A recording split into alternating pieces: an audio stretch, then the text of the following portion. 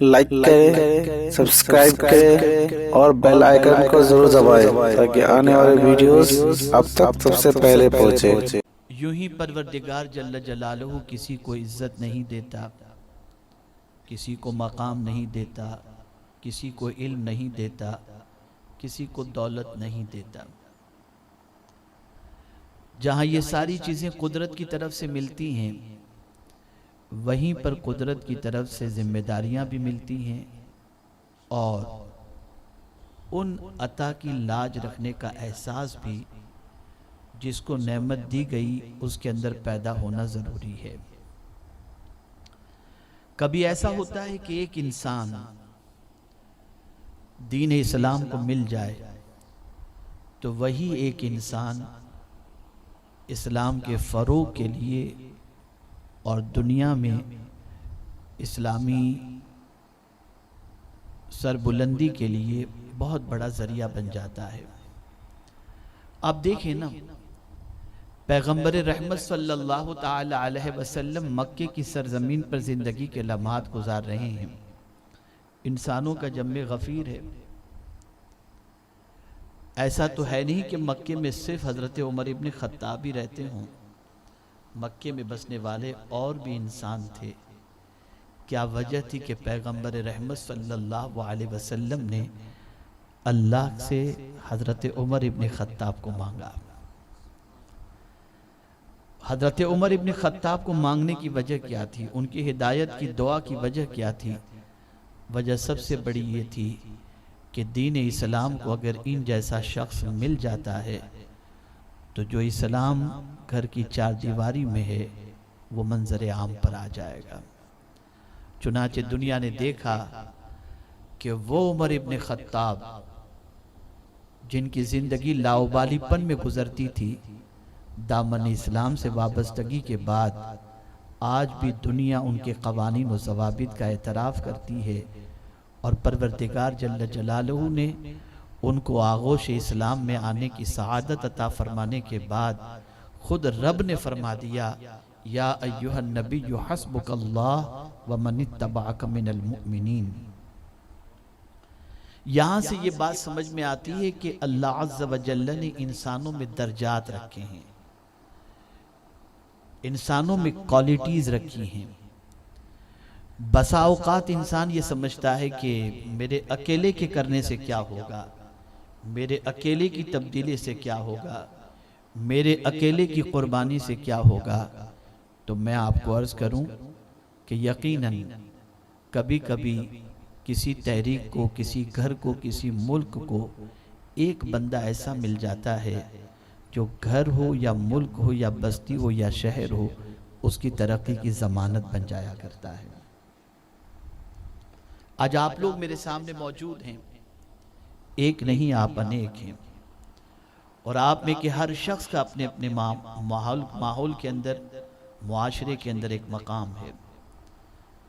کچھ ہوتے ہیں متاثر ہونے والے اور کچھ ہوتے ہیں مؤثر، جن سے لوگ متاثر ہوتے ہیں۔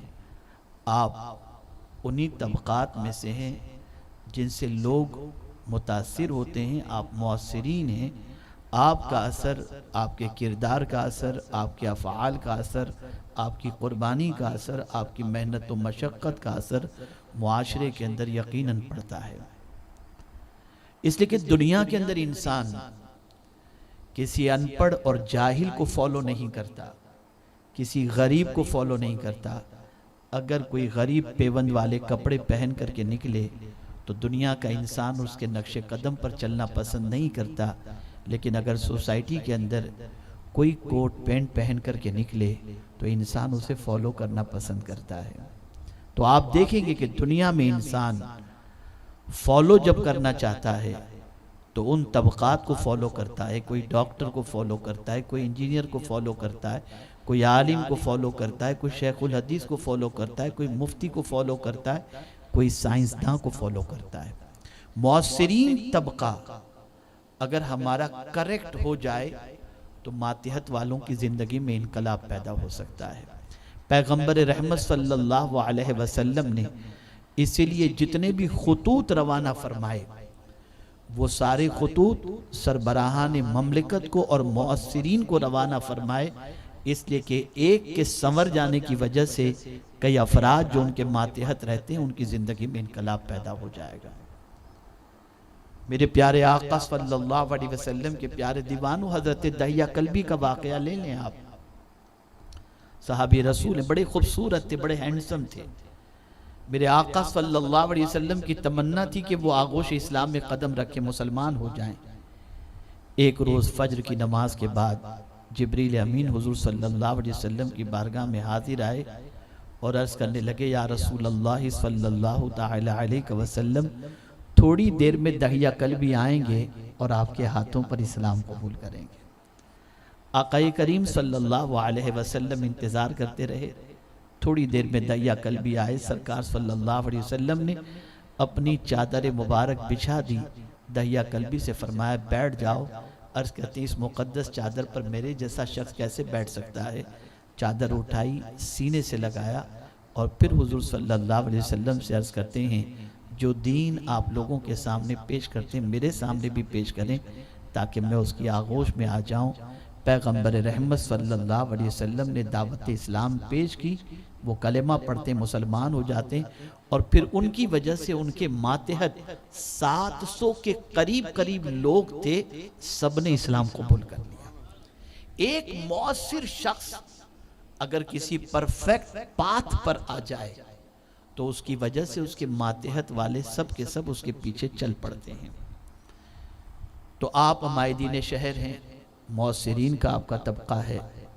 ہمارے ذہن میں یہ بات آئی کہ کیوں نہ آغاز ہم سب مل کر کے کریں اور موجودہ دور کی سب سے بڑی بیماری کے حوالے سے اور موجودہ دور کی پریشانی کے حوالے سے کچھ سمجھنے کی کوشش کریں اور کریکشن کی طرف قدم بڑھانے کی کوشش کریں۔ ہو سکتا ہے کہ ہمارا اٹھا ہوا قدم ہمارے بعد والوں کے لیے ایک اچھی راہ بن جائے اور اس پر چلنے کے بعد معاشرے کا بگاڑ بھی ختم ہو اور کسی حد تک ہماری زوال پذیر قوم ترقی کی شاہراہ پر گامزن ہو سکے۔ میرے پیارے آقا صلی اللہ علیہ وسلم کے پیارے دیوانوں، سب سے پہلے ہم یہ سوچیں کہ ہم جس مذہب کے ماننے والے ہیں وہ مذہب زندگی گزارنے کے ہر اصول میں ہماری رہنمائی کرتا ہے۔ ہمیں آوارہ نہیں چھوڑ دیا، لاوارث نہیں چھوڑ دیا، دولت کمانے سے لے کر دولت کے ذرائع تک کی رہنمائی فرمائی اور اس کے بعد اس دولت کے خرچ کرنے کے حوالے سے بھی رہنمائی فرمائی۔ اسی طریقے سے آپ دیکھیں معاشرتی زندگی میں رشتہ داروں کا حق، گھر والوں کا حق، بچوں کا حق، بیوی کا حق، ماں باپ کا حق، پڑوسیوں کا حق، یہ ساری چیزیں اسلام نے ہمیں بتائیں اور اس میں رہنمائی فرمائی۔